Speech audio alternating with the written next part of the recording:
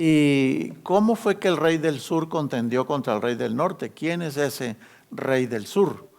Dijimos que el rey del sur en primera instancia fue la Revolución Francesa, porque fue un reino que se levantó exactamente contra Roma papal, que es el rey del norte.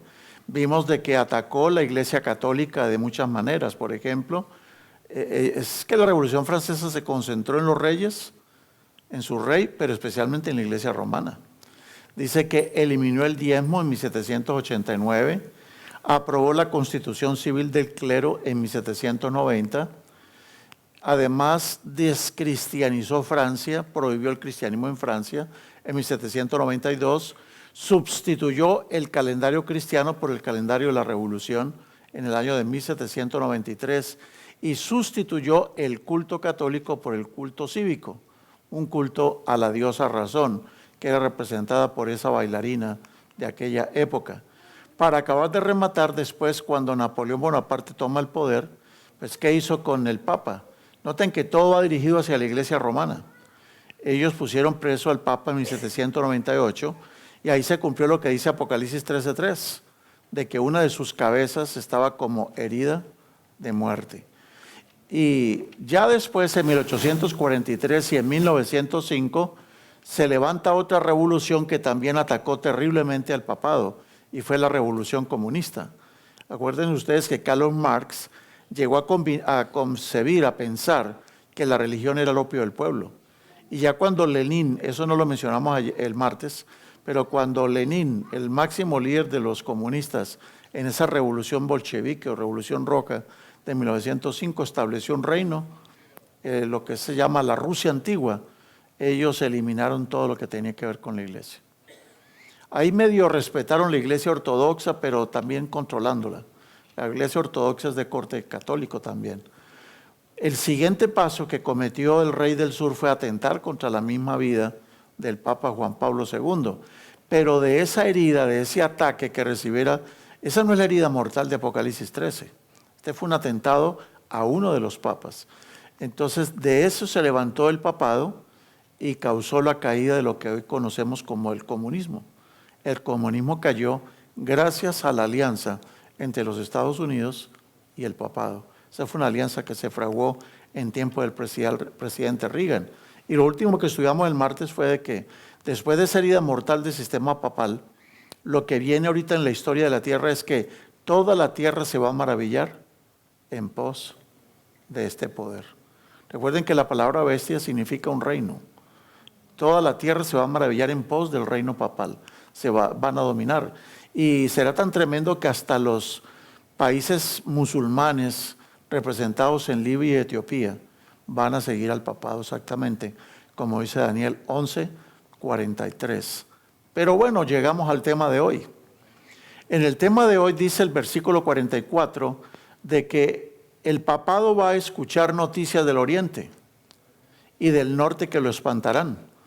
Y saldrá con grande ira para destruir, a matar a muchos. ¿Utilizando qué? Utilizando a los reyes de la tierra. Y dice el versículo 45, plantará sus tiendas reales, ¿en qué lugar específicamente? Entre los mares y el monte glorioso y santo.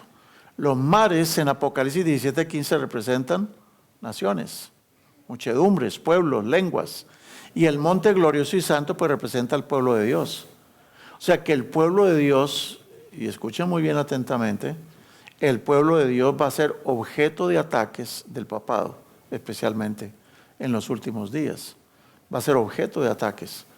Pero dice el versículo 45 de que llegará a su final y no va a tener absolutamente quien lo ayude. Eso es lo que dice Daniel 11:45. Ahora, ¿cuáles son esas noticias del oriente? Nosotros vimos el martes de que el oriente representaba el imperio de los medopersas. ¿Será que los medopersas van a atacar al rey del norte? No. En los últimos días los medopersas representan a alguien distinto. Y ese alguien distinto es mencionado en Apocalipsis capítulo 16, versículo 12. Dice que en el tiempo de la sexta plaga, cuando se derrame la sexta plaga, el gran río Éufrates y sus aguas se secarán para que sea preparado el camino para los reyes del oriente. ¿Quiénes eran los reyes del oriente? Pues eran Ciro el Grande y todos sus ejércitos. Pero Ciro el Grande, nosotros aprendimos en este seminario de que Ciro, ¿qué significa la palabra Ciro? El ungido. Este Ciro es un símbolo de Cristo. De modo que los reyes del oriente realmente representan a Cristo y a todos sus ejércitos celestiales. Por eso es que Daniel 12:1, después de que dijo de que se asusta el rey del norte con la noticia del oriente, yo sinceramente, si yo hubiera tenido la oportunidad de separar los capítulos de la Biblia, yo no hubiera hecho el capítulo 12, sino que hubiera dicho Daniel 11:46. Porque es que esa división hace como que si fuera otro tema distinto y resulta que no. Daniel 12:1 es la continuación del versículo 45 y 44. ¿Qué es lo que tanto espanta al rey del norte? Lo que espanta al rey del norte es que escucha que Miguel, el que ya lo venció en más de una ocasión, ahora viene, no viene solo. Eso es lo más terrible. Solito, Miguel solo derrotó a Luzbel. Pero ahora Miguel viene acompañado por todos los ejércitos celestiales. Por eso está espantado el rey del norte, está espantado. Porque él escucha noticias del oriente, y las noticias del oriente son las que aparecen en Daniel 12:1. Simplemente que en aquel tiempo se levantará Miguel, el gran príncipe que está de parte de los ejércitos, que está de parte de los hijos de tu pueblo. Y ahora llegó una palabra especialmente que vamos a estudiar hoy. Dice que cuando Miguel se levante, será un tiempo de angustia. Y la palabra angustia es la palabra sará. Sará. Un tiempo de angustia cual nunca fue desde que hubo gente hasta entonces. Entonces, cuando Miguel se levante, que es un símbolo de Jesús, cuando Cristo venga a las nubes de los cielos, cuando Él vaya a venir, se va a producir en la tierra un tiempo de angustia, cual nunca ha habido desde que hay gente en la tierra hasta entonces. Bueno, y lo más tremendo, que es lo que más nos emociona a nosotros, dice en la parte final del versículo 1 Daniel 12, que en aquel tiempo será liberado ¿quién? El pueblo. Seremos libertados finalmente. Será libertado tu pueblo, pero solamente un grupo. ¿Quiénes?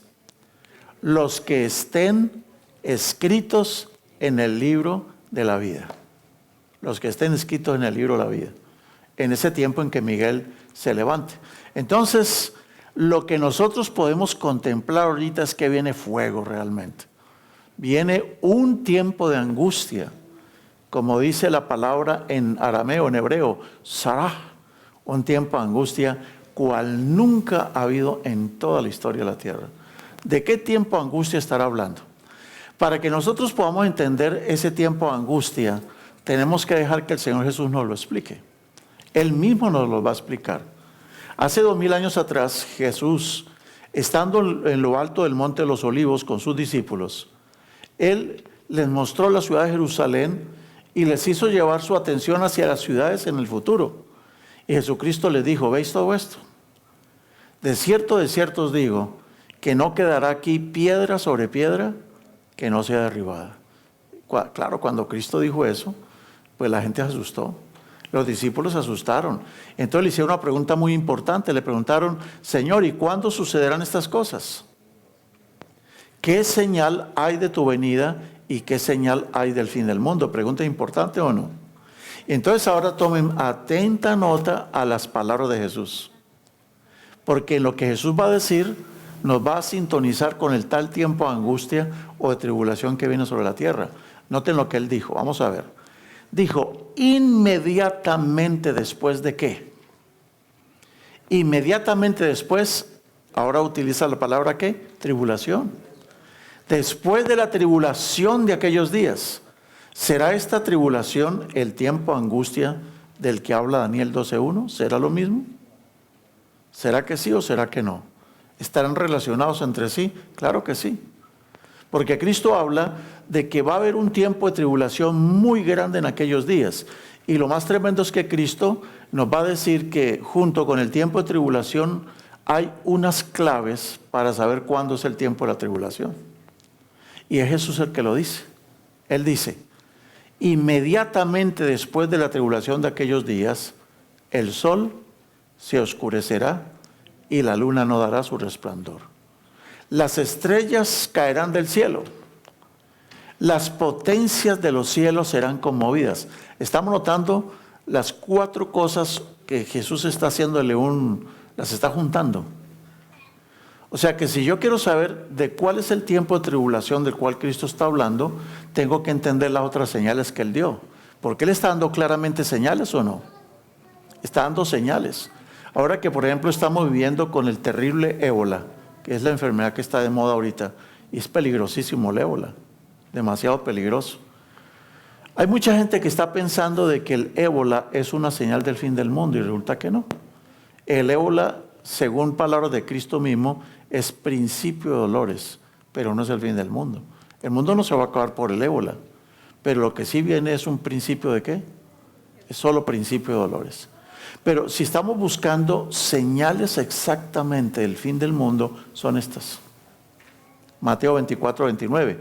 Y noten lo que Cristo dice, que cuando se cumplan estas señales, entonces aparecerá la señal del Hijo del Hombre en el cielo. Y entonces lamentarán todas las tribus de la tierra y verán al Hijo del Hombre, ¿qué? Viniendo sobre las nubes del cielo con gran poder y con gran gloria. O sea, si yo me regreso un poquito, si alguien le pregunta a usted cuán cerca está la venida de Jesús, usted indefectiblemente, indudablemente tendrá que mencionar estas señales. Solo con estas señales usted puede probar si está cerca o está lejos. Y no es el ébola. ¿Cuáles son las señales? La tribulación de aquellos días, el oscurecimiento del sol, la caída de las estrellas del cielo y las potencias de los cielos son conmovidas. Esas son las señales exactamente que ocurren antes, justo antes de la venida de Jesús. Dice que Cristo aparecerá después de que cumplan estas señales. Y dice que todas las tribus de la tierra se van a lamentar porque va a ser demasiado tarde. Ahora, yo quiero decirles que las palabras que Cristo dijo, y que noten que en Mateo 24 Él cita a Daniel también. ¿Se acuerdan? Cuando estuvimos comenzando esta clase, Jesús mismo citó a Daniel como, Él dijo, cuando ustedes vean la abominación desoladora de la que habló el profeta Daniel, el que lea entienda. O sea, Cristo está usando al profeta Daniel. Por eso estamos usando a Cristo para que nos explique cuál es ese tiempo de tribulación de la que está hablando el profeta. Y miren, las palabras de Cristo son las mismísimas palabras, casi en un 95%, las mismas palabras de Jesús. Son las palabras del 6º sello del Apocalipsis. Miren lo que dice el 6º sello del Apocalipsis. Cuando se abrió el 6º sello del Apocalipsis, ¿qué fue lo que se produjo? Primero que todo se produce un gran terremoto. ¿Qué más se produce? El sol se pone negro como un saco de silicio y la luna se pone toda como sangre. ¿Son parecidas a las palabras que Cristo dijo o no? Cristo dijo que el sol se oscurecería. Y ahora el 6º sello del Apocalipsis agrega el gran terremoto, que no lo mencionó Cristo. Pero dice que el sol se va a poner negro como un saco de silicio. Y menciona otra de las cosas que Jesús dijo, otra señal. Las estrellas del cielo caerán sobre la tierra. Son las mismas palabras de Jesús. Entonces, cuando los discípulos le preguntan a Cristo, Señor, danos una señal de tu venida, Él simplemente les dijo, pues lean Apocalipsis capítulo 6, les voy a dar como señal el 6º sello del Apocalipsis. Cuando se cumple el 6º sello del Apocalipsis, justo se cumple el 6º sello y yo vuelvo a la tierra. Entonces, ¿cuán cerca estamos nosotros? Miren, hermanos, hay 2 puntos claves que nosotros necesitamos entender. Primero que todo, que Jesucristo dijo, inmediatamente después de la tribulación. ¿Qué quiere decir inmediatamente después? Enseguidita. Inmediatamente después. ¿Quiere decir qué? Enseguida. Ocurre esto y enseguida viene lo otro. Entonces, eso es muy importante que lo tengamos en mente. La gran tribulación es dada por Cristo como una señal de su venida. ¿Estamos captando? Es una señal de su venida. O sea, y esto es para que esto contradice un poco mucha teoría que hay por allí, porque muchos enseñan que la gran tribulación vendrá después de que la iglesia supuestamente haya sido raptada. Y eso está como en contradicción un poco aquí con lo que va a decir Daniel. Pero no nos adelantemos mucho y dejemos que el mismo profeta Daniel y el Apocalipsis nos expliquen cómo es el asunto. ¿Cuál es el orden de los eventos? Porque él dice inmediatamente después de la tribulación. Y la otra cosa que nos vamos a preguntar es ¿quiénes sufren la tribulación? Esa es otra cosa importante. Según el libro de Daniel y según Jesús, ¿quiénes van a sufrir la tribulación? ¿Solamente los gentiles? ¿Será que la iglesia la va a sufrir o no la va a sufrir? ¿Cómo hacemos para entender todo esto? El segundo detalle que nosotros tenemos que captar es la época en que ocurre la gran tribulación. ¿En qué época ocurre? Pues es en la época en que, según mismo Jesús dijo, en que el sol se oscurezca y la luna no dé su resplandor. Es en la misma época en que las estrellas caigan del cielo. Es en la misma época en que las potencias de los cielos sean conmovidas. Entonces, por esa época es que ocurre el fin de la gran tribulación. Entonces, la gran tribulación va acompañada de tremendas señales. Y esas señales son para el pueblo de Dios. Son para los discípulos, no es para cualquier persona. Muy bien, quiero decirles, hermanos, que esta profecía de la gran tribulación o el tiempo de angustia que menciona Daniel 12:1 tiene dos cumplimientos. Porque ese es el estilo de los escritores bíblicos, de las profecías. Así como un diluvio, hace mucho tiempo, el diluvio histórico, pues viene otro de fuego, que es la destrucción del mundo en los días finales. Pero se utiliza el diluvio como una muestra de la destrucción final. Así como, por ejemplo, Sodoma y Gomorra fueron destruidas, Sodoma y Gomorra son utilizadas como un ejemplo de lo que va a ser la destrucción del mundo en los últimos días. Así como la toma de Jerusalén ocurrió, de igual manera la toma de Jerusalén se utiliza como un modelo en miniatura de cómo va a ser el final de toda la historia de la humanidad. Entonces, la gran tribulación ha tenido dos cumplimientos. Tuvo uno y tendrá otro. ¿Cuáles son? Tenemos un cumplimiento histórico. Sí se puede probar con Biblia de que sí ya pasó la gran tribulación, que ya pasó una gran tribulación. Pero también sabemos de que esa gran tribulación que ya pasó está prefigurada en la escatología para que ocurra en los últimos días también. Entonces vamos a la parte histórica. ¿Cuándo se cumplió la gran tribulación en palabras de Jesús? Vamos a ver. Miren, es muy importante que entendamos la palabra que Jesús utilizó. Cuando Jesús dijo, inmediatamente después de la tribulación de aquellos días, el sol se oscurecerá, la luna no hará su resplandor, las estrellas caerán del cielo, las potencias de los cielos serán conmovidas. ¿Cuál fue la palabra tribulación que le utilizó? Es la palabra griega tlipsin. Tlipsin. Ahí está la palabra en griego y debajo está cómo sería en español escrito. Tlipsin. ¿Y qué es la palabra tlipsin? La palabra tlipsin quiere decir una presión que aplasta o muele a la persona. Cuando una persona está en la tribulación de la que Jesús está hablando, dice es porque la persona está siendo aplastada o está siendo molida, no simbólicamente, sino literalmente. Lo que ustedes están viendo allí fue uno de los tantos instrumentos que utilizó la Inquisición para lograr castigar a los que se oponían a la iglesia. Lo que ustedes están viendo allí es como una prensa. A la persona le ponían la cabeza ahí debajo de la prensa y para sacarle confesiones, los tribunales de la Inquisición le iban apretando la prensa y se la apretaban tanto que la persona sentía que se le estaban saliendo los ojos o el cerebro por la nariz o por las orejas. O sea, la palabra tlipsis quiere decir un aplastamiento. Jesús dijo, y después del aplastamiento de aquellos tiempos, después de que los muelan a ustedes literalmente, entonces van a pasar que el sol se oscurezca, la luna no dé su resplandor. Entonces, ¿cómo identificamos cuándo fue esa gran tribulación? Miren, hermanos, según Mateo capítulo 24, versículo 9, la tribulación la sufrirían ¿quiénes? ¿Los no creyentes o los creyentes? Según este texto, los primeritos que le iban a sufrir serían los mismos discípulos de Jesús. Dice Mateo 24:9, entonces os entregarán para ser afligidos y os matarán y seréis aborrecidos de todas las gentes por causa de mi nombre. Entonces Cristo está hablando de que nosotros vamos a ser aborrecidos. Dice, le dijo a los discípulos, ustedes los van a aborrecer. ¿Pero sería solamente los discípulos? ¿O será que todo aquel que cree en Cristo va a ser aborrecido también? De hecho, muchos de nosotros, por haber aceptado el Evangelio, hemos sido aborrecidos por la familia, ¿o no? No sé cuántos aquí han sido aborrecidos por la familia. Yo fui aborrecido por mi familia. Yo fui el primero en toda una familia en haber aceptado el Evangelio. Y eso fue un escándalo terrible. Ahora, y dice el versículo 10, ahí viene la palabra escándalo. Y muchos entonces serán como escandalizados. Y ahora habla de algo más pesado todavía. Se entregarán unos a otros. Cuando habla de entregar a una persona es porque está metida las autoridades o no. Las autoridades están de por medio ahora.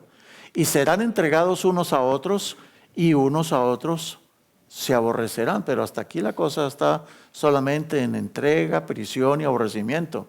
Pero hermanos, lo que vino después fue más terrible. Y no fueron solamente los discípulos. Ahora son los discípulos de los discípulos de los discípulos. 3 generaciones de cristianos fueron terriblemente perseguidos. En el primer siglo, los primeros en sufrir la persecución de la que Cristo habló, que fue una cosa pequeñita realmente lo que sufrieron los discípulos. Todos los discípulos fueron asesinados, menos uno. Todos murieron trágicamente. Todos murieron, sufrieron muertes terribles. Muy terribles, decapitados, fueron clavados, despellejados, a uno le sacaron la piel completita, se la arrancaron así como si fuera ese queso por allá de Oaxaca, así le sacaron la piel, horrible. Eso le hicieron los discípulos.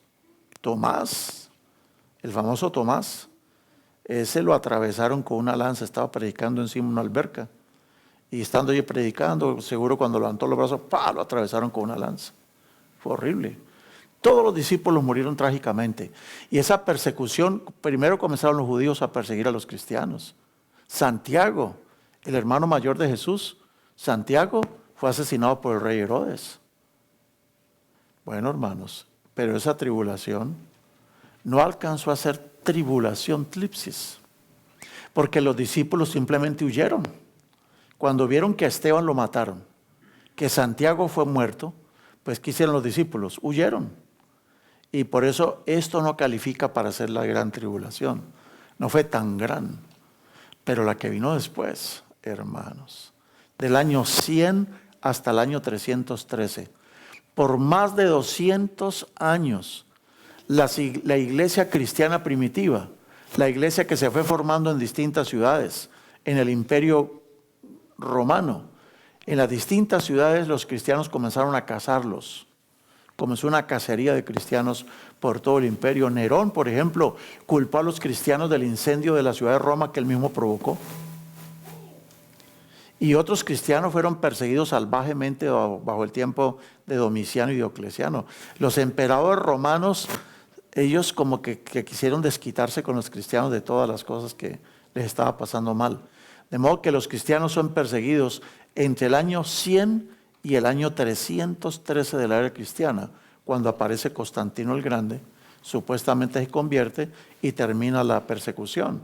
Viene el edicto de Milán donde para la persecución y la iglesia se convierte en la iglesia oficial del Estado. O sea, por eso ya tenemos que decir que no es la gran tribulación. No puede ser. Porque aquí los que perseguían a la iglesia cristiana terminaron convirtiéndose al cristianismo. Pero hermanos, la tercera, esa es la vencida. La gran tribulación en la parte histórica se cumple cuando Roma, la misma Roma, persigue a los cristianos. ¿Y por qué estamos diciendo eso? Simplemente por un versículo que Jesucristo dijo. Aquí está la clave. En San Juan 16:2 Cristo dijo, y viene la hora, y aún viene la hora, ¿cuándo qué? Cuando cualquiera que os mate pensará que rinde servicio a Dios. Cuando cualquiera que os mate. O sea que iba a llegar la época en que incluso iban a ser muertos en el nombre del mismo Dios, en el mismo nombre de Cristo. ¿Y cuándo se cumplió eso? Hermanos, esto se cumple con la Inquisición. En el año de 1095, el Papa Urbano II organizó la primera gran Inquisición externa, se llamó externa. ¿Por qué? Porque fue dirigida hacia los musulmanes y los judíos, contra ellos. De modo que el Papa Urbano II en el año 1095 organiza a todos los reyes y los ejércitos de Europa y con el símbolo de la cruz se fueron a conquistar Jerusalén para el cristianismo otra vez, a liberar la Tierra Santa. Pero esta gente, estos ejércitos por donde iban pasando, iban destruyendo todo lo que se les atravesaba. Esas son las famosas cruzadas. Y por eso es que los musulmanes nos llaman a los cristianos cruzados. Nos llaman cruzados. Porque ellos saben por la historia que fue Roma la que organizó las cruzadas para expulsar a los musulmanes de la Tierra Santa. Pero esta Inquisición que comienza en el año 1095 fue ratificada ahora como Inquisición Pontificia Interna. Ahora la persecución, las cruzadas, no serían contra los musulmanes y los judíos. Ahora las cruzadas serían contra los mismos supuestos cristianos. Cristianos disidentes, cristianos que iban en contra de Roma. Y el primero que organizó una inquisición interna para purgar la iglesia de las herejías, de las brujas y de miles de cosas, fue Inocencio III. Este papa en el año 1208 dio el decreto para comenzar la Inquisición, pero dentro de las iglesias, dentro de la iglesia misma católica. Y ellos quisieron, miren por ejemplo hermanos, ahí está la famosa, lo que ustedes están viendo allá a su derecha es como un trono, es como una silla, pero esa silla está llena ¿de qué? De clavos. Ahí sentaban a los hombres, a las mujeres y les apretaban. Había unas tablas con que los apretaban más para que con el dolor confesaran incluso cosas que ellos no habían hecho, solamente para liberarse del castigo tan atroz que estaban sufriendo. Pues bueno, miren ustedes lo que ocurre. Pueblos enteros fueron masacrados. La primera gran matanza que se conoce fue la del pueblo de los albigenses. Esta gente sí tenía sus ideas un poco raras por ahí, pero eran cristianos, pero tenían algunas ideas distintas a las de Roma. Ellos, especialmente la ciudad de Béziers, que era la capital de ellos, esa ciudad tenía en el año de 1208 60,000 habitantes. Cuando los ejércitos romanos, papales, sitiaron la ciudad de Béziers, pues los generales, los capitanes le preguntaron al que los comandaba, oye, ¿y cómo hacemos para distinguir a los católicos romanos de los albigenses? ¿Y qué dijo este hombre? Mátelos a todos. Total, en el cielo Dios los distingue. Y allí, en la toma de la ciudad de Béziers, murieron todos los 60,000 habitantes, los mataron, los quemaron. Tanto católicos, romanos, como los mismos albigenses, que eran protestantes. A todos los mataron. Eso fue lo que hizo Roma. Y está diciendo de que Jesús dijo, la gran tribulación dijo, van a ser aplastados. Ya vimos los instrumentos de tortura. Lo que Roma utilizó con las autoridades, porque las autoridades civiles se aliaron con Roma. Entonces Roma decía, fulano es un hereje. Entonces se lo mandaba a las autoridades. Y las autoridades con un fraile allí de testigo cometían las cosas más salvajes contra mujeres, contra niños, contra ancianos. No había distinción. Era las cosas más horrendas que ustedes se pueden imaginar. Existen miles y miles y miles de libros y de películas y de documentales que todo esto que les estoy diciendo, yo le estoy diciendo solamente una pequeña muestrita. Otro ejemplo fueron los valdenses. Los valdenses fue un pueblo de Francia que vivieron entre los siglos XII y el siglo XIV, vivieron 200 años, hasta que fue exterminado todo el pueblo valdense prácticamente. Estos se hicieron famosos por ser contrabandistas. Pero ¿sabe qué era lo que contrabandeaban? Hojas de la Biblia. Ellos contrabandeaban la Biblia. La Biblia era prohibida, ellos se dedicaban, todos los valdenses eran como mercaderes, vendían de toda clase, ollas, ropa, ungüentos, y cuando había una persona así más o menos que creían que era cristiano, le decía, y por ahí te tengo una hojita de la Biblia, ¿la quieres? Y esos valdenses los exterminaron. Esta gente, las creencias de los valdenses espectaculares. Es de lo más que se parece a la iglesia primitiva, lo que practicaban los valdenses. Yo los desafío a ustedes a que lean las historias de los valdenses. Esa gente estuvo dispuesta a ser muertos todos, pero eran fieles a las cosas de Dios, a lo que Dios enseñaba. Sus enseñanzas eran bien contrarias a toda la iglesia católica, eran bien contrarias, pero todos fueron masacrados. Y bueno, miren ustedes lo que le pasó a los judíos en España. La Inquisición más terrible fue la Inquisición española. ¿Saben ustedes quién organizó la Inquisición española? La famosa reina Isabel de Castilla y el famoso Fernando de Aragón. Los mismos dos que patrocinaron a Cristóbal Colón para el descubrimiento de América. En cada carabela que traían los conquistadores españoles, siempre venían jesuitas allí, frailes, monjes, para venir a evangelizar, bautizar a todos los indios de este lado y convertirlos a la fe católica. Terrible lo que hizo Roma. Y por eso es que en México, en el DF, en Lima, Perú y en Cartagena, en Colombia, en Cartagena de Indias, se establecieron 3 tribunales de la Inquisición en las Américas para juzgar a aquellos que no se convertían al cristianismo católico romano, ¿no? Entonces miren, en España, que fue la Inquisición más salvaje de toda la historia de la humanidad, entre 1481 y 1532 se condenó a muerte al 22% de la población judeo-conversa solamente de la ciudad de Toledo. El 22% es mucha gente, ¿o no? Mucho judío había allí. Y los judíos, pues, al estar en el mundo occidental, pues se convertían al cristianismo, se bautizaban en la iglesia católica. Pero la iglesia católica decía, la Inquisición decía, ellos están bautizando solo para escapar de la Inquisición. No les aceptamos el bautismo. Y aún así los quemaron, los mataron. Fue horrible lo que hizo Roma. Y saben, la Inquisición terminó, hay 2 fechas muy importantes, en 1834 y en 1843.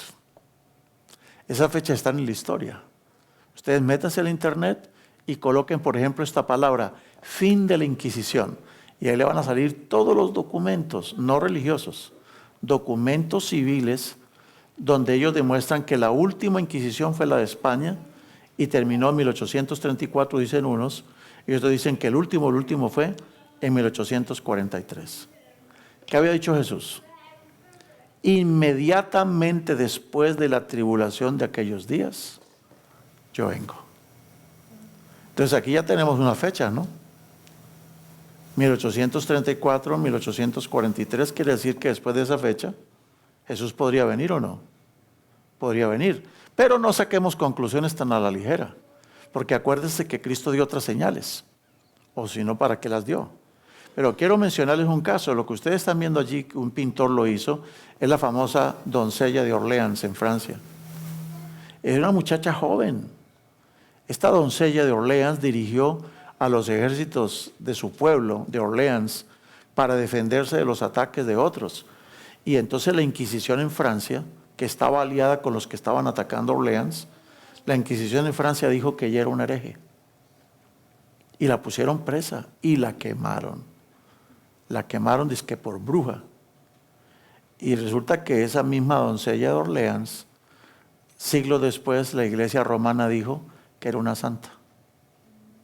La famosa Santa Juana de Arco. Miren lo que hacía la Inquisición. La Inquisición primero mataba y luego preguntaba. Primero castigaban y después, no, fue un error, disculpen. Y hasta el día de hoy Roma sigue haciendo lo mismo. Juan Pablo II en el año 2000 pidió perdón al mundo por la Inquisición que le hicieron a Galileo Galilei, diciendo fue un error de nosotros y pedimos perdón al mundo por el juicio inquisitorio que se le hizo a Galileo Galilei, el que fue condenado por haber dicho que la tierra giraba alrededor del sol. Esa fue su herejía, que la tierra giraba alrededor del sol. No lo quemaron, pero eso sí lo humillaron, lo hicieron arrodillarse y pedir perdón. Y hay gente que con sarcasmo, con ironía, dice que cuando Galileo Galilei estaba de rodillas, diciendo me arrepiento de enseñar el heliocentrismo, que quiere decir el sol es el centro del universo. Y me arrepiento de decir que la tierra se mueve y gira alrededor del sol. Y dice que entre dientes dijo, pero es que estoy sintiendo que se está moviendo. Pero de todas maneras me arrepiento de enseñar eso. Eso es una anécdota de la historia. Eso lo cuentan. De que el hombre dijo, yo siento que la tierra se mueve, pero ¿qué voy a hacer? Tengo que decir que me arrepiento de enseñar eso. Es que esa era la Inquisición, hermanos. Gente inocente fue quemada. Fue horrendo lo que pasó. ¿Ustedes creen que esto se va a repetir? La iglesia y el Estado estaban ¿cómo? ¿Cuán peligroso es que la iglesia se una con el Estado? ¿Puede ser peligroso o no? ¿Qué pasaría si en América se unieran las iglesias con el Estado? ¿Qué pasaría aquí? Bueno, Jesús dijo, inmediatamente después de la gran tribulación. Hermanos, fueron casi 600 años, 700 años realmente. Más de 700 años de matanza, de masacres. ¿Creen ustedes que eso medio califica para una gran tribulación o no? Hermanos, ¿y por qué decimos que la gran tribulación fue esa, la Inquisición? Sencillamente lo decimos por lo que sigue. Acuérdense que la gran tribulación Cristo la acompañó de otras señales. Un gran terremoto, el oscurecimiento del sol, la caída de las estrellas y la conmoción de las potencias de los cielos. Es que ese es el detalle. Que la gran tribulación tú tienes que ubicarla de acuerdo a lo que Jesús dijo. Tú no puedes sacar la gran tribulación y ponerla por allá en el futuro, pero ¿y cómo lo compruebas con Biblia? Pruébalo con Biblia. Solamente por un versículo de la Biblia. Yo quiero decirles que por un versículo de la Biblia no se pueden hacer doctrinas. Todas las doctrinas tienen que hacerse basándose en ¿cuántos versículos? Muchos versículos. Pero un solo versículo. Yo puedo en este momento demostrarles a ustedes, y lo he hecho en algunas clases, por aquí algunos ya lo conocen. ¿Saben que yo puedo utilizar un versículo para demostrarles que ustedes son los más tontos porque creen en Cristo? ¿Quiere que les pruebe? ¿Quiere que les pruebe que ustedes son los más que me causan lástima si creen en Cristo? ¿Quieren que les pruebe con Biblia? ¿Lo quieren? ¿Quieren o no lo quieren? A ver, vamos a probarles. Voy a fundar una nueva iglesia, un nuevo ministerio, se llama el ministerio de los que son inteligentes, no de los que causan lástima. Estoy hablando entre comillas, acuérdense. Estoy hablando entre comillas, no lo tomen tan a pecho, ¿no? Pero les voy a demostrar que si ustedes creen en Cristo son tontos. Wow, está como pesado, ¿no? A ver, ayúdenme a buscar 1 Corintios 15. 1 Corintios 15. Lo que vamos a hacer es un laboratorio para demostrarles a ustedes, para mostrarles que nunca se puede hacer una doctrina de un solo versículo de la Biblia. No se puede hacer. Cualquier enseñanza que tú tengas tienes que probarla con muchos textos. Y no un solo autor de la Biblia. Muchos autores de la Biblia tienen que coincidir en lo mismo. Porque eso es lo que ha hecho Roma. Roma, por ejemplo, lo de las indulgencias, ¿en qué se basa? En las cartas, en los libros de los Macabeos, en un solo pasaje. Pero no puede ser. ¿Cómo vamos a armar una doctrina? Ahora, yo no puedo sacar la doctrina de que hay un lugar llamado infierno y la gente que está arriba en el cielo mira a los del infierno, basándome peor en una parábola, como la del rico Epulón y Lázaro. ¿Se acuerdan? Y de esa parábola, rico y Lázaro, la han utilizado para enseñar una terrible doctrina. Acuérdense que las doctrinas, o acuérdense, no. Cuando estudiamos la clase de hermenéutica, vamos a muchas cosas de esta vamos a aprenderlas. Nunca se hace una doctrina basándose en un solo pasaje de la Biblia. Nunca. Porque no puede haber contradicción con otros pasajes de la Biblia. Toda doctrina se basa en ¿cuántos versículos? En muchos. Porque yo también puedo enseñarles a ustedes que la mujer que no tenga hijos se va a perder. Bueno, va a formar la iglesia de las mujeres que tienen hijos. Y las que no tengan hijos no pueden ser miembros de esa iglesia. Y yo les puedo probar con Biblia. Pero eso es un horror, hermanos. Es un horror utilizar un solo versículo para armar toda una doctrina, por Dios. Eso no puede ser. Entonces esos versículos así como medio extraños. Tú tienes que buscar otros textos para que, a ver, que me aclaren un poquito. Pero las doctrinas se basan en muchos textos, muchos. Bueno, un texto por ahí al lado. Entonces aquí está. Aquí están los tontos que creen en Cristo Jesús. Entre comillas, ¿no? Primera de Corintios capítulo 15. Bueno, vamos a ver. El capítulo 15, el versículo... ¿Qué versículo es? Primera de Corintios 15, el versículo 17, no, el 19. Primera de Corintios 15, 19. Aquí vamos a formar la nueva iglesia de los que son vivos, no tontos. ¿Qué dice 1 Corintios 15, 19? ¿Qué quiere? ¿Quién me lo lee? Si en esta vida solamente esperamos en Cristo, los más miserables somos de todos los hombres. ¿Están escuchando eso? Si en esta vida solo esperamos en Cristo, ¿somos lo más qué? Los más miserables. ¿Alguien tiene una versión distinta? ¿Cómo dice hermano Pablo? Si en esta vida solamente esperamos en Cristo, somos los más dignos de conmiseración. Digno de conmiseración quiere decir me da lástima. Si en esta vida creemos en Cristo, causamos lástima. ¿Alguien tiene una versión distinta? Yo les tengo una distinta, la del 2000. Mire lo que dice. Si solo para esta vida esperamos en Cristo, seríamos los más desdichados de todos los hombres. ¿Cómo les pareció? Ya. ¿Cuántos aceptan esta nueva doctrina? ¿Cuántos la aceptan? ¿Cuántos la aceptan? Les estoy diciendo que si creen en Cristo son unos desdichados, son unos miserables. Entonces vamos a formar la iglesia de los que no creen en Cristo. Pero nadie es tan tonto para aceptar un versículo así. Una persona que lee la Biblia tiene que preguntarse, ok, ¿y quién dijo eso? ¿Y por qué lo dijo? ¿Cuándo lo dijo? ¿Cómo? ¿Dónde? ¿Por qué no me leo un poquito antes, un poquito después para entender un poquito? Pero es que nadie puede agarrar un bisturí, algunos así es que estudian la Biblia. Estoy adelantando un poquito la clase de hermenéutica. Algunos agarran el versículo 19, entonces se ponen sus guantes, por si acaso el ébola, ¿no?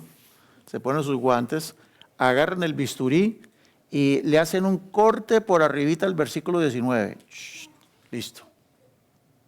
Luego agarran el bisturí y le hacen un corte por debajito del versículo 19. Shh. Y luego le hacen un corte por la derecha. Shh. Y luego otro cortecito por el lado izquierdo. Shh. Pinzas, por favor. Y agarran con las pinzas y sacan el versículo así. Lo sacuden y ¡pah! Y aquí tienen la nueva doctrina. Así no se hace. Ese es un error, eso es gravísimo. ¿Por qué Pablo dijo eso? Si usted lee en el contexto es lo que se dice antes, lo que se dice después. Él viene diciendo el versículo 12. Si se predica que Cristo resucitó, ¿cómo algunos de entre vosotros dicen que no hay resurrección de los muertos? Porque si no hubiera resurrección de los muertos, pues tampoco Cristo resucitó.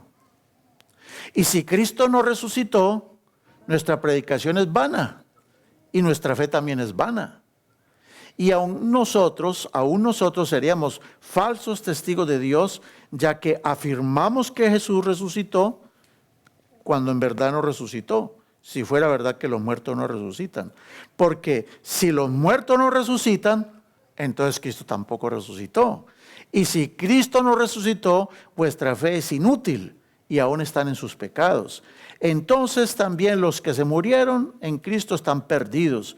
Y si solo esta vida nos ponemos a esperar en Cristo, son los más desdichados de todos los hombres. O sea que Pablo está hablando con sarcasmo, ¿o no? Con pura ironía. Si usted lee en el versículo 20 en adelante, dice, pero no señores. Él dice, pero lo cierto es que Cristo sí resucitó de los muertos. Y si Cristo sí resucitó de los muertos, Él es primicia de los que durmieron. Por lo tanto, sí van a resucitar los muertos. Entonces ya no somos tontos. Ya no somos los miserables que estaba diciendo acá. ¿Estamos captando o no? Entonces, asegúrate que cuando tú enseñas algo, tú lo puedas sustentar con muchos textos. Todas las doctrinas tienen que ser sustentadas por muchos, pero muchos textos. Y no un texto aislado. Ustedes saben que Pablo dijo que la mujer se va a salvar teniendo hijos. ¿Sí lo ha leído o no? La mujer se salvará teniendo hijos. Y también el Pablo dice de que la mujer no hable en las congregaciones, que quede callada. Entonces algunos agarran ese texto y ya formaron la iglesia de los que las mujeres... Triste, hermanos. ¿Cómo toman un solo texto y ponen una carga pesada en toda una congregación? Pero eso se llaman errores de hermenéutica. Y por eso hacen esas cosas que están haciendo. Pues bien, volviendo al tema, regresando al tema. ¿Quieren que volvamos al tema, no? Regresando al tema, ya nos desviamos mucho. Jesús habla de la gran tribulación. Y cuando él habla de la gran tribulación, le hizo un link. La relacionó con 4 eventos. ¿Cuáles? El gran terremoto, el oscurecimiento del sol, la caída de las estrellas y la conmoción de las potencias de los cielos. Dijimos que la gran tribulación terminó en 1843, cuando terminó la Inquisición. ¿Y cómo sabemos que esa es la gran tribulación y no otra? Porque vea, hermanos, si Cristo dijo que hubo un gran terremoto, déjenme decirles que el 1 de noviembre de 1755, y tomen nota, ocurrió el gran terremoto de Lisboa. Y ustedes lo tienen ahí en sus hojas para que pongan la fecha y todo. Ese terremoto de 1755 ha sido el más grande terremoto de toda la historia de la humanidad. ¿Qué pasó el 1 de noviembre de 1755? Fue un terremoto. Ese terremoto del 1 de noviembre de 1755, llamado el terremoto de ¿qué? De Lisboa, Portugal. Su epicentro fue en el sur de Portugal. Miren ustedes las ondas, hasta dónde bajan las ondas del terremoto. ¿Sí ven hasta dónde van a dar? Más abajo de Sudamérica, hasta el Polo Sur. Miren, dicen los historiadores, la gente que vivió en aquellos tiempos, que en Lisboa murieron 90,000 personas en ese año.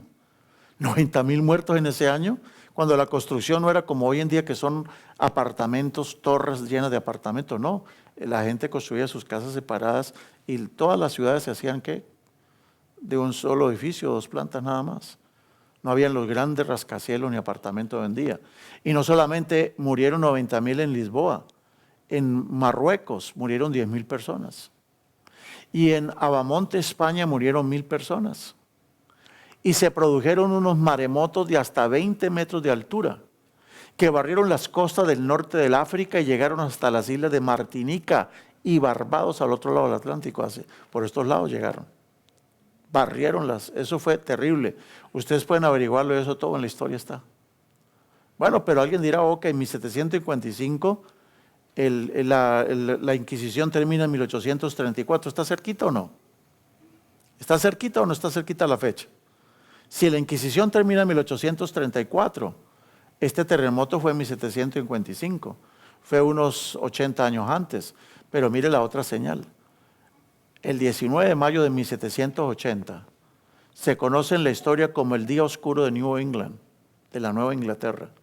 ¿Qué pasó el 19 de mayo de 1780? Todo eso está sujeto a que ustedes lo investiguen por la internet y lo comprueben. Y no tiene nada que ver con religión. Pero eran señales que Dios le estaba dando a sus discípulos. Las señales son dadas a los discípulos, no a los incrédulos. Las señales no producen fe. Las señales confirman la fe, pero no producen fe. Las señales no es para que la gente se convierta. Las señales es para que se afirmen la gente en su fe. Bueno, esa señal le dio Cristo a sus discípulos. ¿Qué pasó el 19 de mayo de 1780? Yo le saqué una foto a la enciclopedia. Yo tengo esa enciclopedia. Me la conseguí. Ese volumen, donde habla el día oscuro. Y mire lo que dice allá el Dark Day, el día oscuro. Dice allá de que ese fue el nombre dado en los Estados Unidos al 19 de mayo de 1780, cuando la luz del sol se oscureció sin ninguna causa aparente. No hay explicaciones. No fue un eclipse solar, no fue un incendio forestal, no fue una erupción volcánica, no fue el smog. ¿Qué fue lo que pasó ese día? Fue mucho más que eso. Porque mire lo que dijo el profesor Samuel Williams de Cambridge. Él dijo que esa extraordinaria oscuridad, para la cual no ha habido explicación hasta ahora, comenzó entre las 10 y las 11 de la mañana y continuó hasta la medianoche. ¿La oscuridad duró hasta qué horas? ¿Y a qué horas comenzó? ¿Cuántas horas? ¿Cuántas horas de oscuridad? 13 horas. 13, 14 horas de oscuridad. 14 horas. Dice que a la medianoche la luna salió ¿de qué color? Rojo. ¿Qué había dicho Cristo? El sol se oscurecerá y la luna se tornará ¿en qué? En sangre. Eso lo dijo también el profeta Joel y lo dice el Apocalipsis. Pero mire, hay un señor llamado Tomás Campanella. Tomás Campanella escribió un libro que se llama Marcando bien la penumbra. Y también se llama, tiene un subtítulo, Arrojando luz sobre el gran día oscuro de 1780. Este es un autor, es un autor común y corriente. Mira lo que él escribió. Al mediodía se sirvieron las comidas con un candelabro. ¿Por qué era el día de San Valentín o qué? ¿Estaban románticos? ¿Por qué creen que sirvieron la comida con un candelabro al mediodía? El periódico Massachusetts Spy reportó que al mediodía era difícil leer sin la ayuda de luz artificial. Entonces, ¿cuán oscuro estaba? No era un eclipse. Un eclipse jamás dura más de 12 horas. Dura unos minutos nada más. Y dicen que en Sudbury, Massachusetts, un testigo de nombre Richardson dijo que fue tan terrible la oscuridad que uno no se podía ver la mano.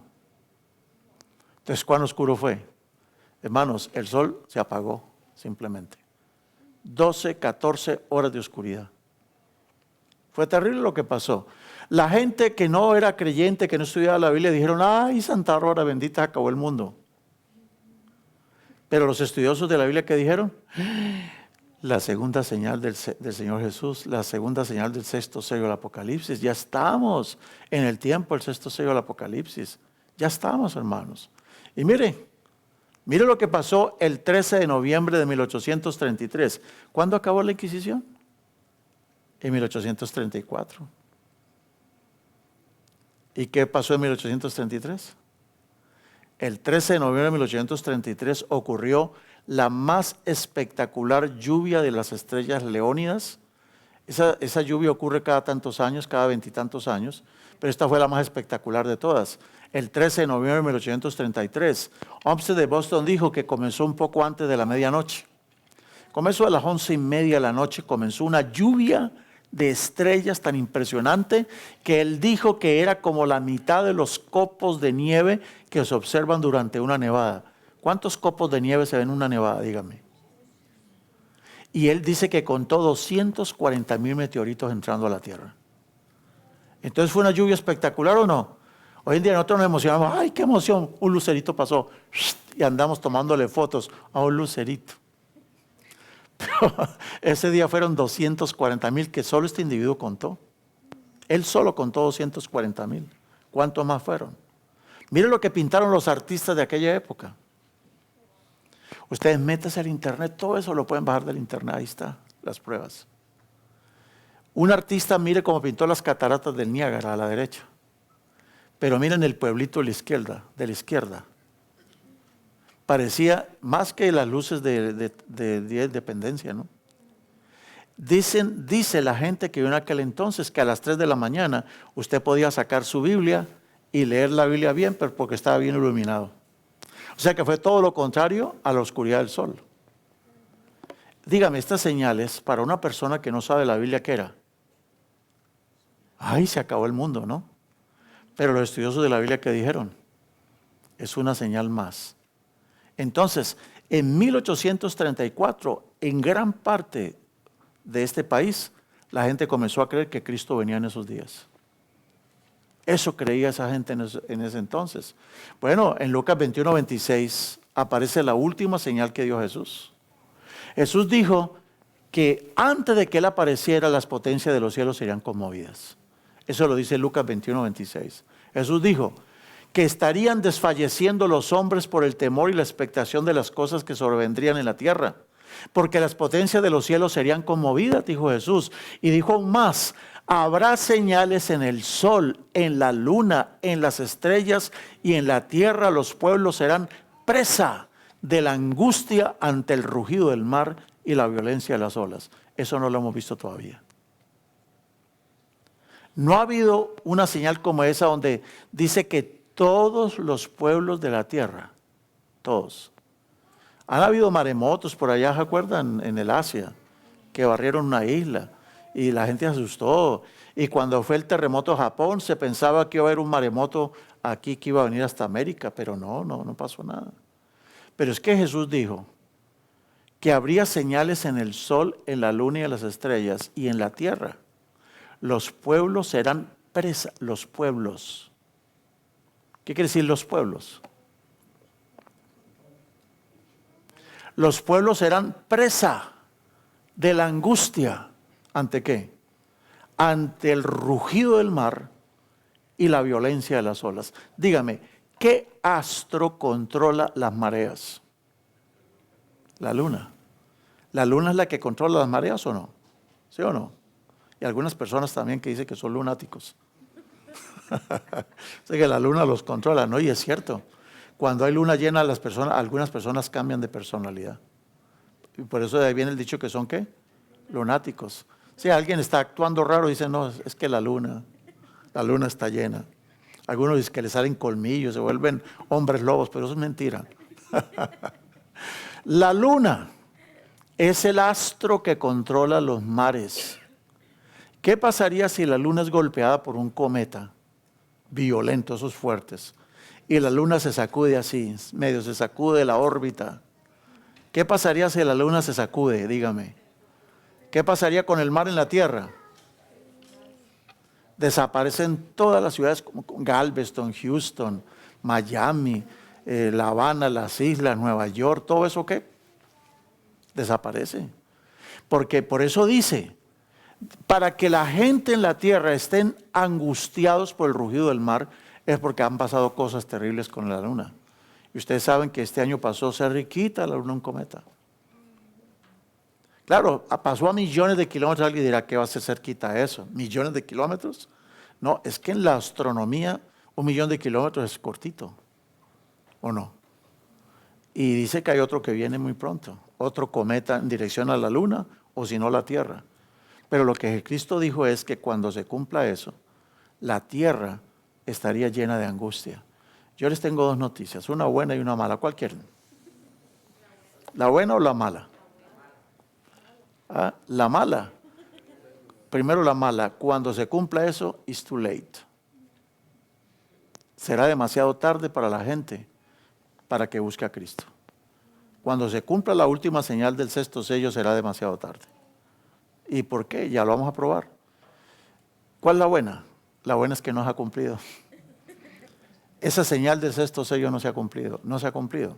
Porque es que es muy gráfica. Mire lo que dice la Escritura en cuanto cuando sean conmovidos las potencias de los cielos, simplemente es el inicio de las plagas finales. ¿Por qué? Porque sabemos que es el inicio de las plagas finales. Acuerden que Cristo dijo, habrá señales en donde, en el sol, en la luna y en las estrellas. Entonces aquí viene el cumplimiento escatológico de la gran tribulación. Si hay otra gran tribulación, claro que sí hay y viene. Otra tribulación. Y esa tribulación que viene acompañada de ¿qué? De señales en el sol otra vez. Se repiten las señales del sol.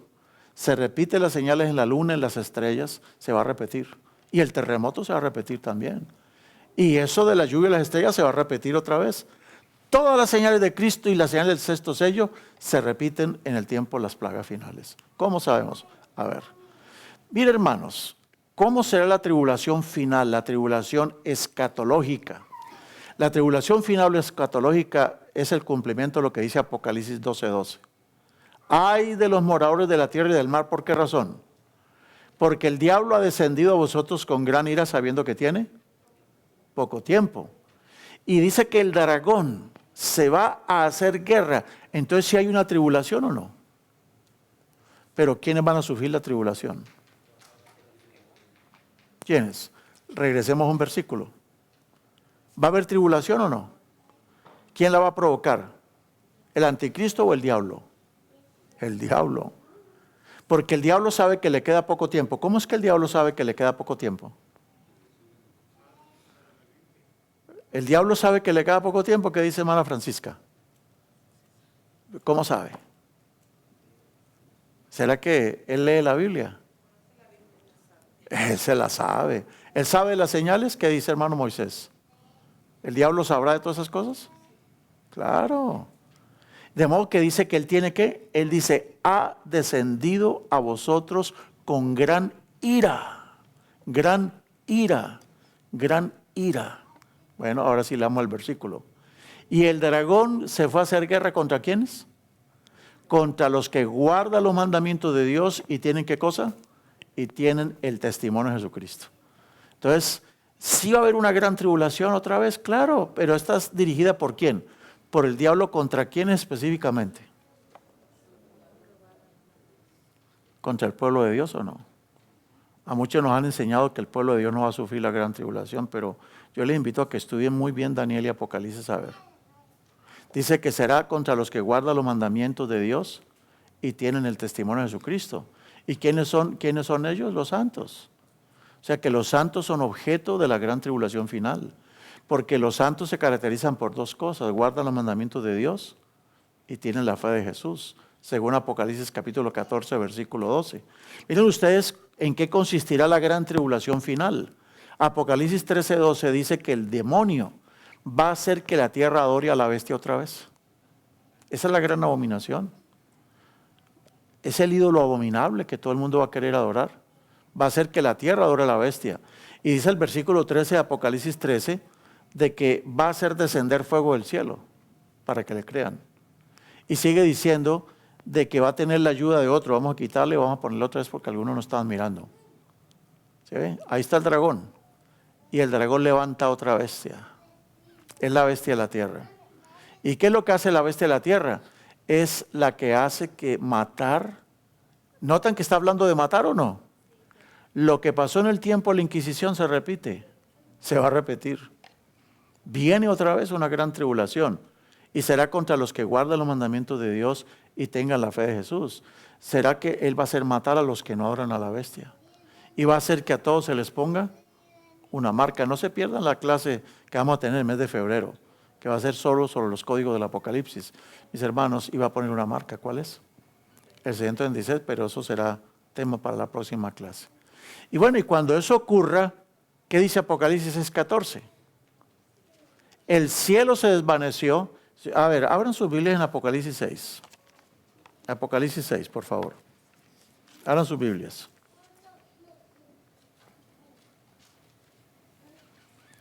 Y vamos a leer a partir del versículo 12. Son las mismas señales que dio Cristo a sus discípulos de su venida. Miré cuando abrió el sexto sello. Se produjo un gran terremoto. El sol se ennegreció como un saco de silicio y la luna se volvió toda como sangre. Y las estrellas cayeron del cielo sobre la tierra como la higuera echa sus higos cuando es sacudida por un fuerte viento. Y el cielo, dice el versículo 14, se replegó como un pergamino. ¿Qué va a pasar con la atmósfera? ¿La atmósfera qué? Se recoge, o sea, se quema. Se extingue la atmósfera. ¿Quién va a poder vivir? ¿Quién va a poder vivir? Dice que la atmósfera se recoge o se desvanece como un pergamino que se enrolla y todo monte y toda isla se removió de su lugar, dice Apocalipsis 6:14. Y dice en Lucas 21:26 que los hombres van a estar desfalleciendo por eso. Los científicos se han dado cuenta de pronto de que un gran cometa va en dirección del Sol, o que un gran cometa viene contra la Tierra, o que un gran cometa va contra la Luna. Y todo ello lo pueden saber con tiempo o no lo pueden saber. ¿Sí lo pueden saber los astrónomos? Si eso se llega a cumplir pronto, ¿cómo cree que va a estar toda la Tierra? Preocupado por el América de México, preocupado por las Águilas, preocupado allá por el equipo, ¿cómo se llama? Las Águilas del Salvador. ¿Usted cree que van a estar preocupados por las Águilas del Salvador o las Águilas de México, las Águilas de Colombia? El Barcelona, el Real Madrid. Olvídese de todo eso, hermano. La gente va a estar preocupada ¿por qué? Por lo que viene. Terrible por lo que viene. Y miren, hermanos, ahí están las señales otra vez en el sol, la luna y las estrellas. Miren lo que pasa. El cuarto ángel, cuando derrame su copa sobre el sol, le fue dado quemar a los hombres con fuego. ¿Esa es una señal en el sol o no? Justo antes de que el sol se extinga, aumentará su temperatura y quemará a mucha gente. Pero no se van a morir, lo más terrible.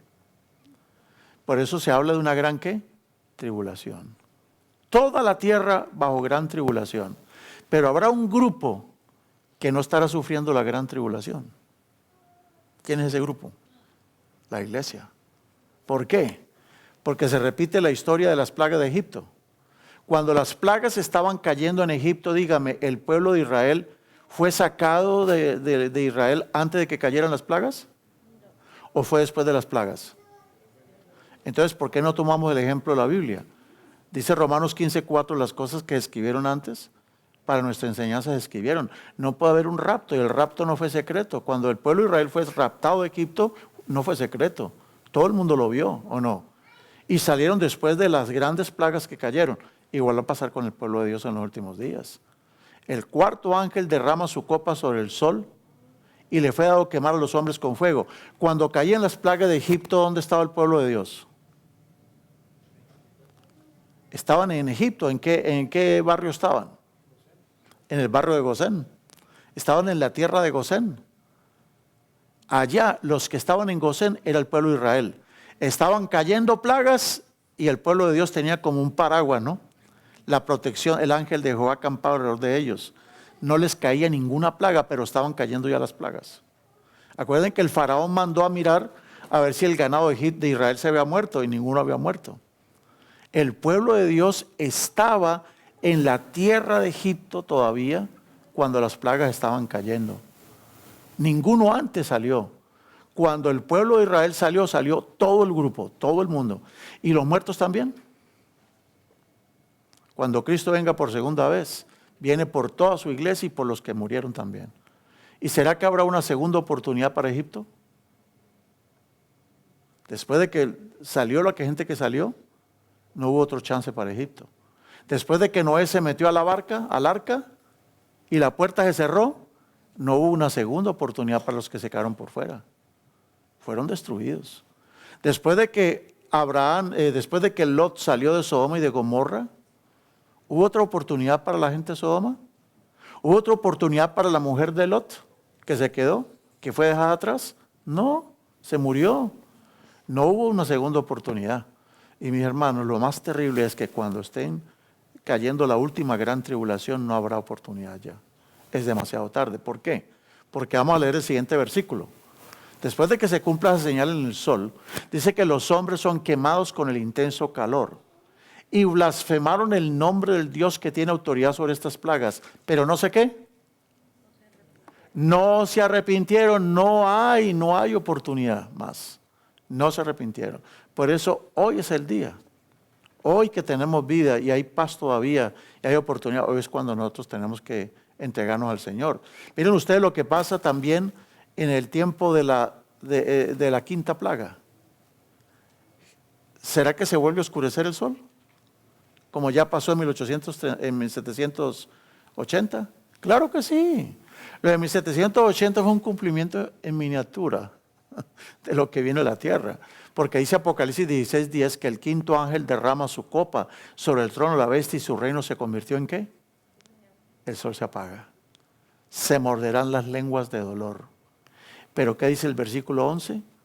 Blasfemarán del Dios del cielo por sus dolores y por sus plagas y no se arrepintieron de sus obras. O sea, se les acabó el tiempo de la gracia. Están vivos y ya se acabó el tiempo de la gracia, estando vivos. Y cayó del cielo, mire la lluvia de estrellas otra vez. Y cayó del cielo sobre los hombres un enorme granizo como del peso de un talento. Son como 30 libras.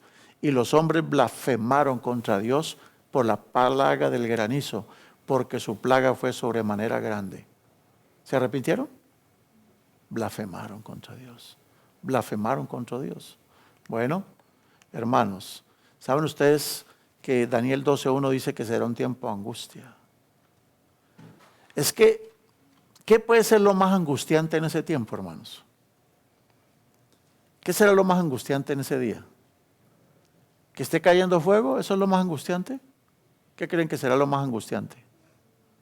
¿Saben qué es lo más angustiante? Esto, Apocalipsis 22, 10 y 11. El tiempo está cerca en el cual el que es injusto, complételo allí en su hojita porque le falta la palabra, el que es injusto seguirá siendo ¿qué?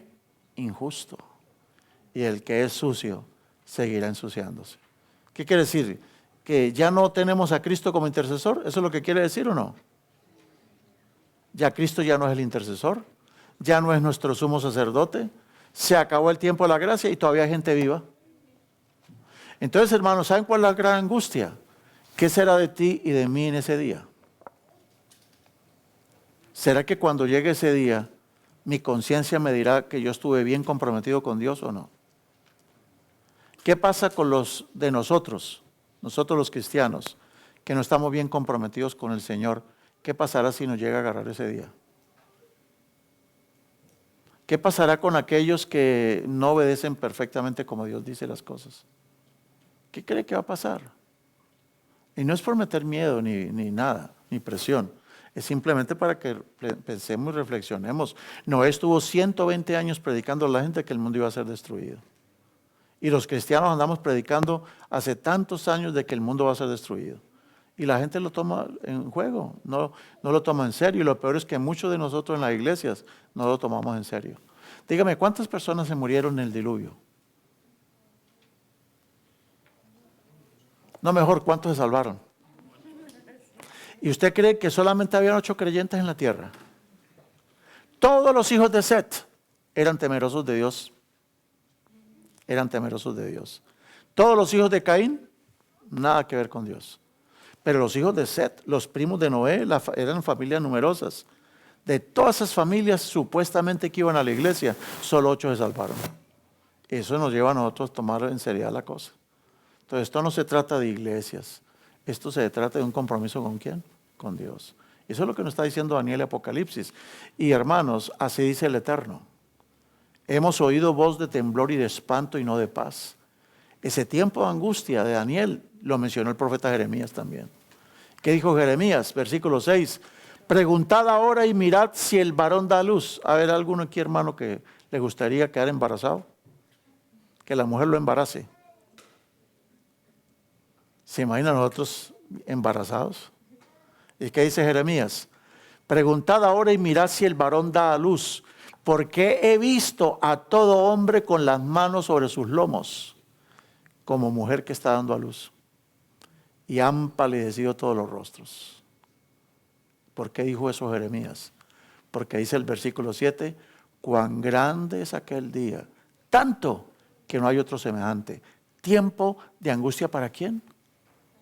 Jacob es un símbolo del pueblo de Dios. Tiempo de angustia para Jacob, pero de ella será librado. El pueblo de Dios que fue fiel va a ser librado. O sea, lo más terrible en el tiempo de las plagas no es saber que están cayendo las plagas, es saber si yo confesé todos mis pecados, si yo me aparté de todo pecado y si yo viví con fidelidad con mi Dios. Eso va a ser lo más grave. Pero hermanos, gracias a mi Dios que nos pusieron el ejemplo de Jacob. Cuando Jacob regresaba a casa a encontrarse con su hermano Esaú, ¿se acuerdan qué hizo Jacob? Le mandó regalos y regalos a su hermano. Se dio cuenta que Esaú venía acompañado de 400 hombres. ¿Y sintió miedo a Jacob o no? Sintió mucho miedo. ¿Qué es lo que tanto le causaba miedo? Ser muerto sin haber sido perdonado por su hermano. ¿Porque él engañó a su hermano o no? Engañó a su papá. Y se prestó al engaño con su mamá. Terrible lo que hizo él. Él iba a recibir la bendición de Dios, pero no de la manera como él trató de conseguirla. Y él se sentía mal. Y por eso esa noche, hermanos, cuando él pasó el arroyo de Jaboc, dice que toda la noche luchó con un varón, él no sabía que era un ángel. Y cuando iba amaneciendo se dio cuenta que era un ángel. Toda la noche luchando con el ángel, no quería morir. Decía, no puedo morir hasta que yo no me vea con mi hermano. Hasta que yo no sepa que mi hermano me perdona, yo no quiero morir. Hermanos, nosotros no podemos morir con un pecado todavía acariciado por ahí. Entonces el llamado que nos hace el Señor es que nos arrepintamos. Aún los cristianos necesitamos arrepentirnos o no. Y pedir perdón. Y a veces nos molestamos por tonterías en las iglesias, hermanos. Dios nos llama a nosotros a que tengamos una reconsagración total con Dios. Y que nos comprometamos con alma, vida y sombrero a Dios. Eso no que ser cristiano solamente de un día a la semana, eso no funciona. Es de todos los días, comprometidos con el Señor. Bueno, Cuando Jacob se dio cuenta que estaba amaneciendo, el ángel le dijo, suéltame que me tengo que ir. Le dijo, no, ahora sí que menos te va a soltar. Dígame, ¿usted no cree que el ángel le pudo haber hecho así, vea?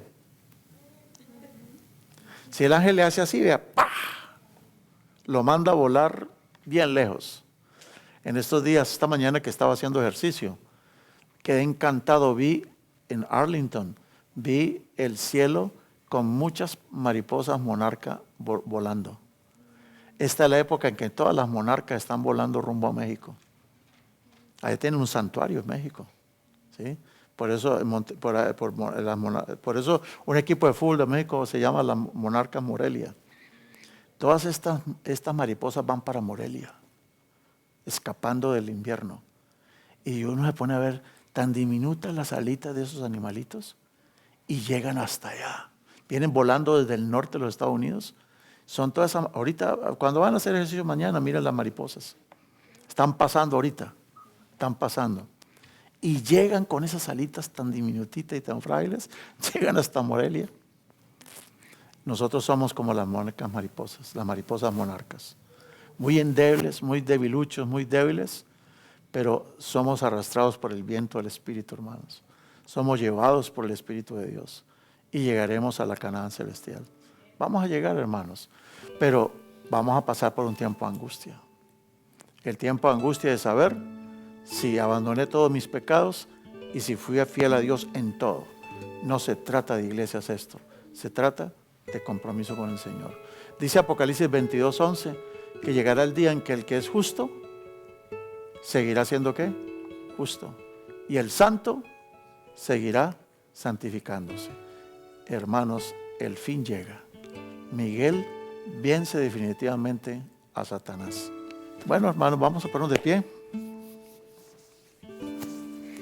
¿Quién no ha orado? A ver, de los alumnos aquí, ¿quién no ha orado? ¿Quién no ha hecho la oración de despedida para todos? A ver, ¿quién quisiera orar? Puede ser una hermana también. Aquí no aplicamos eso de que las mujeres callen en la congregación. Ah, sí, no se quieran ir, ya me di cuenta. ¿Alguien quiere orar? A ver, alguien que nos dirija en oración. ¿Ah? Sí, una hermana, una de las hermanas, a ver. ¿Quién quiere orar? Bueno, Ana Margarita va a orar.